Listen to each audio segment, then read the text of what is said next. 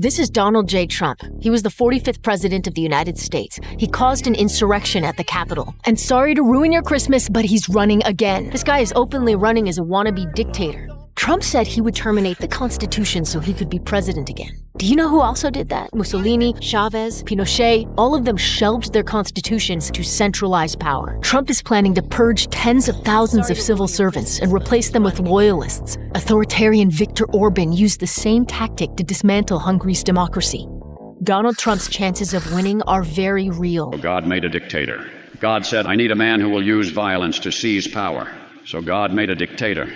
God said, I need a man whose followers will call black white, call evil good, and call criminals hostages. So God made a dictator. God said, I need his political party to obey without question, and the press fear his wrath. So God made a dictator. God said, I need a cruel man who uses his power and position to punish and harm his opposition. So God made a dictator. God said, I need a man who breaks the faith of even his most godly followers and leads them to idolatry. Place him above me. So God made a dictator. What the hell are the Republicans doing?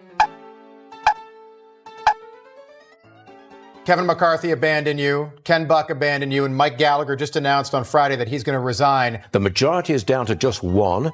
Seems like Republicans are in complete disarray. Feels like these guys are basically walking out and giving you all the finger. Hope future Speaker Hakeem Jeffries sent you a nice fruit basket today. I filed the motion to vacate today. Clock has started. It's time for our conference to choose a new speaker. What person that can pass a competency test would want to be the Speaker of the House? The Freedom Caucus right now has been a disaster. I feel we are seeing yet another tantrum by a tiny faction. God help us. The House Republican majority is a dysfunctional embarrassment. It's like trying to herd cats. You think your job in life is to grandstand and complain while the other team runs over you? This is why conservatives call the GOP the stupid party, by the way. It was interesting last night that Taylor Swift gave her endorsement of Harris and Waltz right after. She has 283 million followers on Instagram, and I'm sure that someone brought to your attention that she signed it, childless cat lady. This is a phrase that you are going to hear in your dreams and your nightmares probably for many years to come.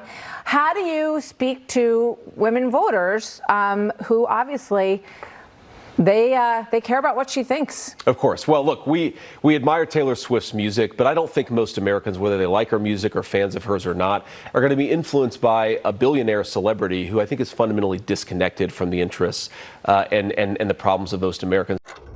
America's presidents have always brought something unique to the White House.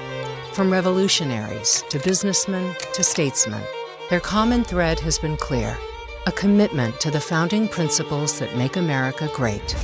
Until recently, there was something else every president since World War II had in common. They all saw Adolf Hitler for the genocidal monster he was. All of them except one, Donald Trump. After 80 years of presidents who despise Nazism, Donald Trump became the first one to praise it. They're poisoning the blood of our country. It's sick. It's wrong.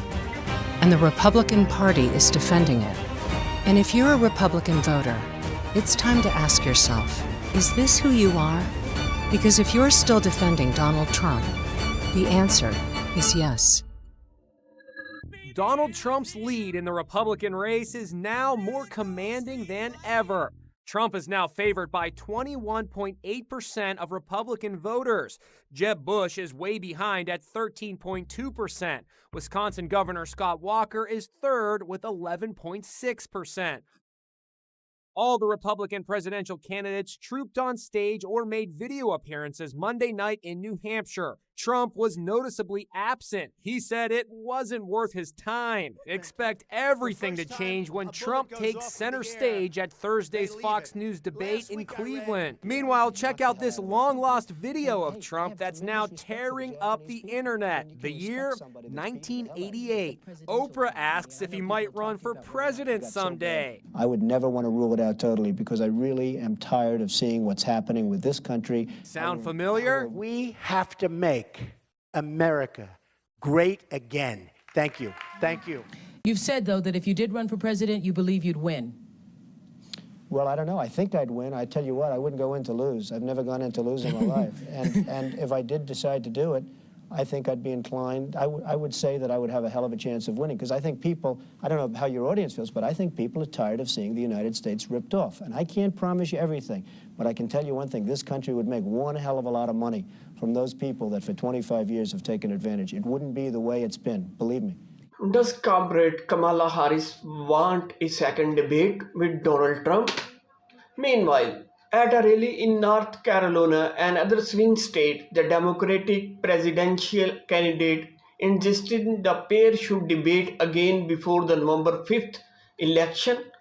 2 nights ago, Donald Trump and I had our first debate, and I believe we owe it to the voters to have another, Harris told cheering supporters in the city of Charlotte. Because this election and what it at stake could not be more important, added the Democrat, who was headed to a second rally in Greensboro, North Carolina, later on Thursday. A Reuters poll released on Thursday that surveyed voters who said they had heard at least something about Tuesday debate showed at least 53% believed Harris won, while only 24 said Trump was the victor. The debate was several talking points. While Harris touched questions on policy issues, she was successful in baiting Trump into angry remarks on several issues, not least when she criticized his campaign rallies themselves.